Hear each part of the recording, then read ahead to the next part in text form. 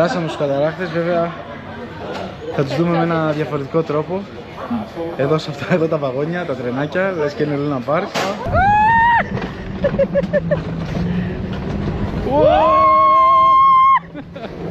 Adiós.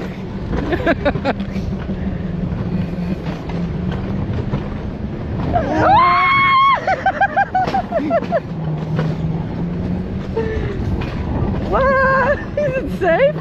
Yes. Oh.